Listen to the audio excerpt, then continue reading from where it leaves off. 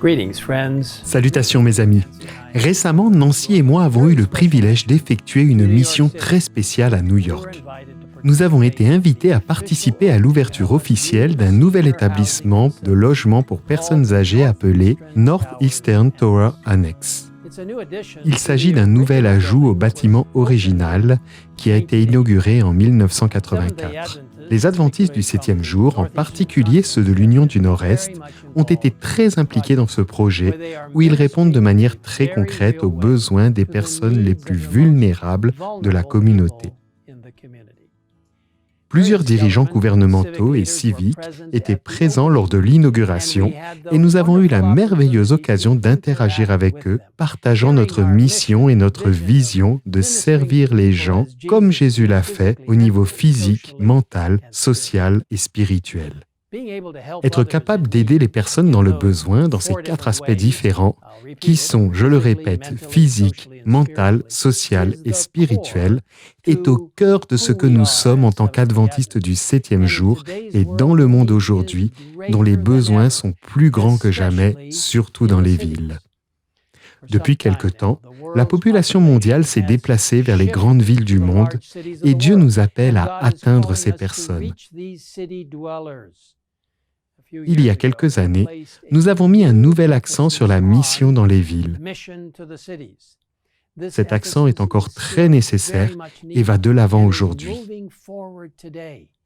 C'est une œuvre qui réunit tous les aspects du travail de l'Église dans son approche pour atteindre les multitudes des villes. Et elle recevra la bénédiction de Dieu si elle est faite selon sa volonté et avec un cœur humble.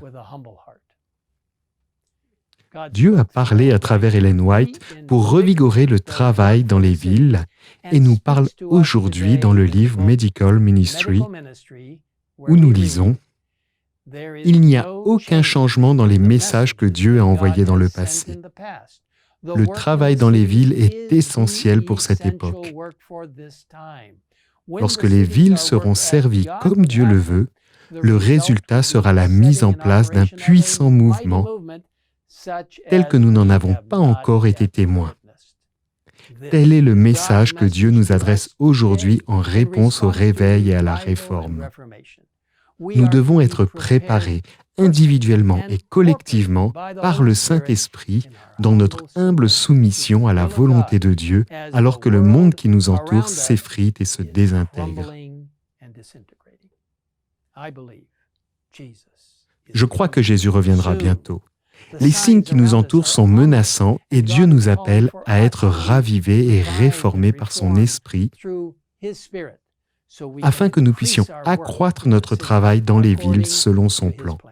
Lorsque cela sera fait, il nous est promis que nous verrons un puissant mouvement tel que nous n'en avons pas encore été témoins. Prions pour que la pluie de l'arrière-saison tombe en abondance alors que nous accomplissons la mission dans les villes. Le peuple de Dieu doit accomplir cela par le biais d'un réveil, de la réforme et d'une soumission calme à la parole de Dieu, au conseil de l'esprit de prophétie, par une prière intense pour l'effusion du Saint-Esprit et par une volonté d'obéir aux commandements de Dieu. Nous avons besoin que les pasteurs et les membres laïcs travaillent ensemble. Les pasteurs et les professionnels de la santé doivent travailler, comme l'indique l'esprit de prophétie, dans un ministère mixte. Nous avons besoin que les organisations dénominationnelles et les ministères de soutien travaillent ensemble pour gagner des âmes. La force pour mener à bien ce travail ne réside pas dans les êtres humains, dans les comités ou dans la politique. La force et la vérité résident dans la parole de Dieu, l'esprit de prophétie, la prière sincère et la puissance du Saint-Esprit. Notre message biblique nous unira en tant que famille mondiale et nous empêchera de nous isoler dans la société et les uns des autres. Notre message aux villes du monde est qu'une autre ville arrive, la Nouvelle Jérusalem, une ville de sécurité, d'espoir et de refuge avec Dieu en son centre. Lorsque Jésus était sur terre, il a pleuré sur la vieille ville de Jérusalem. Lors de son entrée triomphale, il est arrivé à un point surplombant la ville et il s'est arrêté. Jérusalem était là, dans toute sa gloire. Reflétant la lumière du soleil couchant, le marbre blanc pur des murs du temple et les piliers couverts d'or offraient un spectacle éblouissant.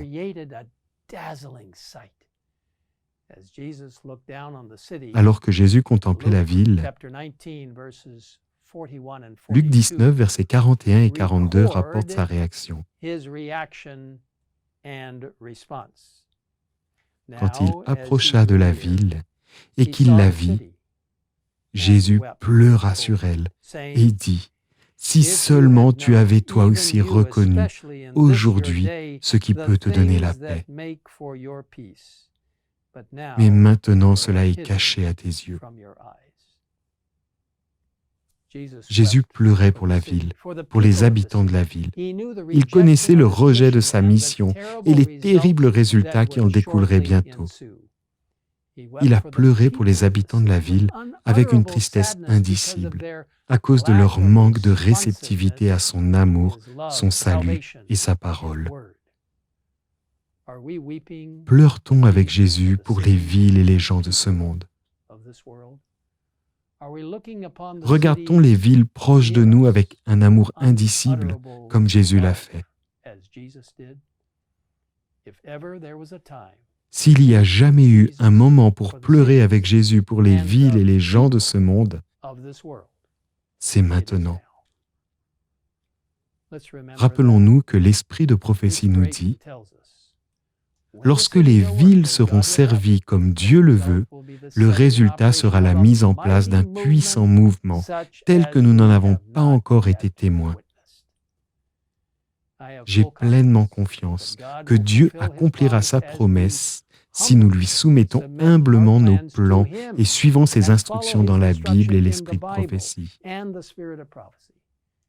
Demandons sincèrement au Saint-Esprit dans la prière la force nécessaire à l'accomplissement de la tâche qui nous est confiée.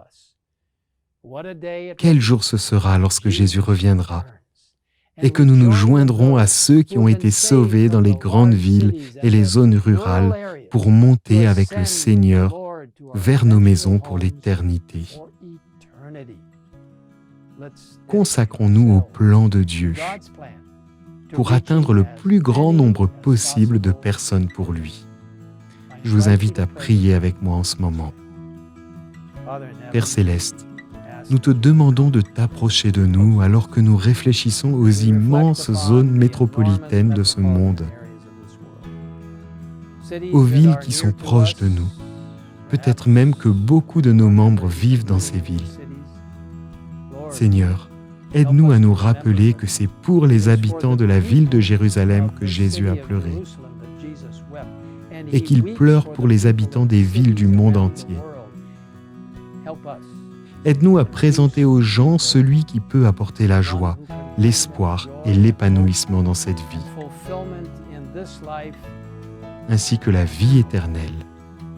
Celui qui est mort pour eux, qui est ressuscité pour eux et qui intercède pour eux et qui revient pour eux. Seigneur, sois avec tous ceux qui travaillent dans les grandes villes de ce monde. Et oui, même dans les zones rurales. Mais les villes sont là où tant de gens sont si loin de toi. Seigneur, bénis les membres de nos églises, les travailleurs de notre église, ainsi que ceux qui travaillent pour amener les gens à Jésus, pour leur apporter le message des 3 anges et pour leur dire que Jésus revient bientôt. Merci Seigneur de nous permettre de faire partie de ce grand ministère. Nous te le demandons au nom de Jésus. Amen.